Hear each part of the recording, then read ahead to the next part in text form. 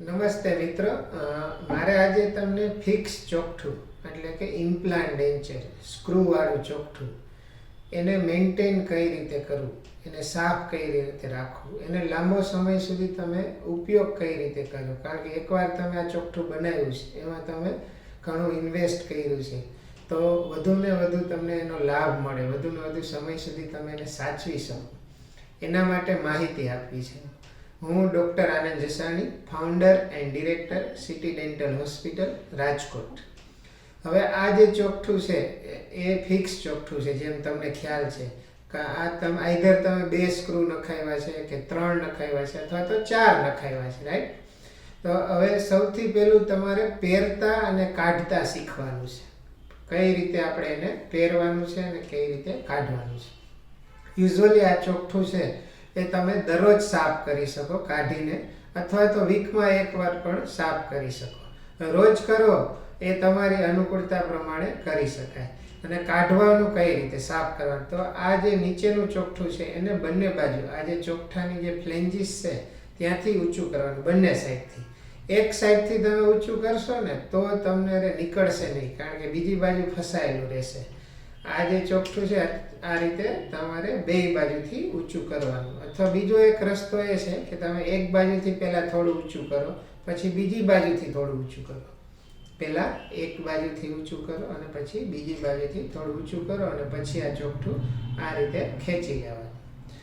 આમાં જેમ બતાવ્યું છે એમ આમાં 4 ઇમ્પ્લાન્ટ છે અને 4 રિંગ છે આ ચોકઠામાં. ઘણાને 2 હોય, ઘણાને 3 હોય, તો ચિંતા નહીં કરવાની, કારણ કે તમારે જડબામાં જરૂરિયાત પ્રમાણે 2 અથવા 3 અથવા 4 તમને સજેસ્ટ કર્યા છે, તમારા બજેટ પ્રમાણે અને તમારી જરૂરિયાત પ્રમાણે. એ જ રીતે જ્યારે ઉપરનું ચોકઠું હોય, સપોઝ કે આ ઉપરનું છે, તો એમાં પણ બંને બાજુ આ ફ્લેન્જીસથી નીચેની દિશામાં ખેંચવાનું છે. નીચેની દિશામાં ખેંચવાનું છે. એમાં આ ઓપ્શન એ છે કે 2 બાજુથી તમે હારે એને ખેંચો. અને બીજો ઓપ્શન એ છે કે એક સાઈડથી થોડું ઢીલું કરો, બીજી સાઈડથી થોડું ઢીલું કરો અને પછી તમે એને ખેંચી લો. બરાબર? એટલે આ રીતે આપણે એને કાઢવા પહેરવાનું છે.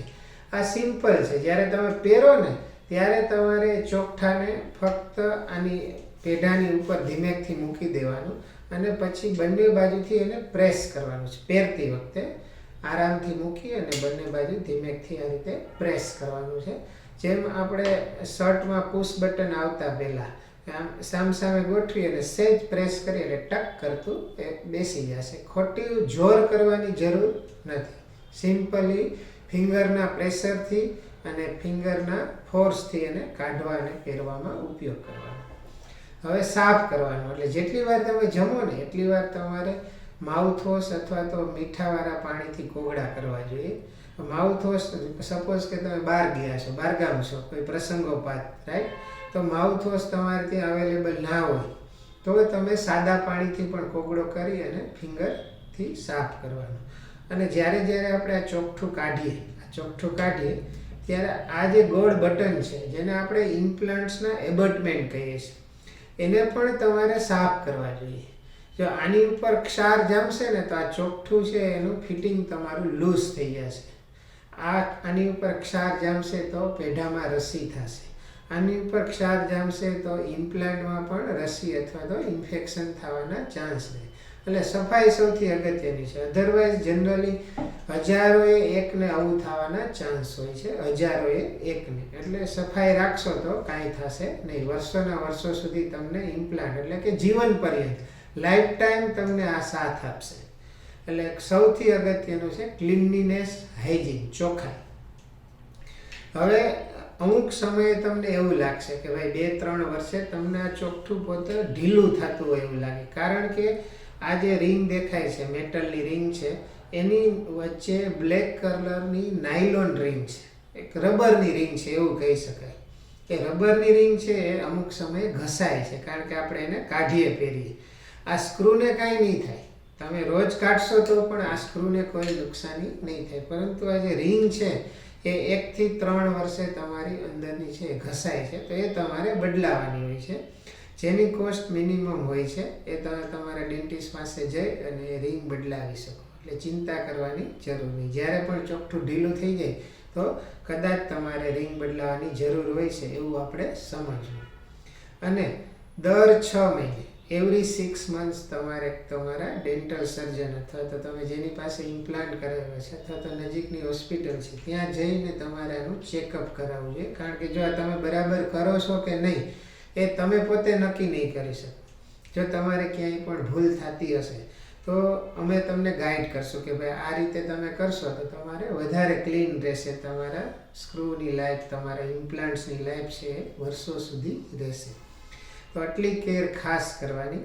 અને ઘણાને એવું ટેવ હોય કે ભાઈ મારે કાઢવું જ નથી, એકવાર તમે પહેરાવી દો તો મનમાં એવું ના રાખો. કારણ કે આ જે ફ્લેન્જીસ છે ત્યાં તમારે ફૂડ થાય, પ્લાક થાય, ક્ષાર જામે. તો તમારે દર મહિને તમારે ડેન્ટિસ્ટ પાસે જઈ અને એને સાફ કરાવી લો. જો તમારે પોતે જાતે ના કરવું હોય અને નજીકમાં જ કોઈ ડેન્ટિસ્ટ હોય તો એ તમને કાઢીને સરસ મજાનું ક્લીન કરે. પણ ક્લિનિંગ રાખવું ખૂબ જરૂરી છે. તો ને તો જ આ ચોકઠું તમને વર્ષોના વર્ષો સુધી એટલે કે લાઈફ ટાઈમ તમે જીવો ત્યાં સુધી તમને કામ આપશે. ઇમ્પ્લાન્ટ્સ તમારા હલશે નહીં, એમાં રસી નહીં થાય, એમાં દુખાવો નહીં થાય, તમારે કોઈ પણ જાતની તકલીફ નહીં થાય.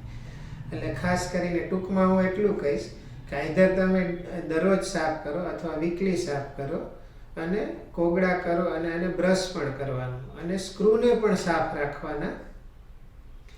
તો આટલું તમે ચોક્કસ બધું સમજી ગયા છો. આ સિવાય તમારે કંઈ પણ પ્રશ્ન હોય તો તમે મને કોમેન્ટ બોક્સમાં પણ પૂછી શકો છો.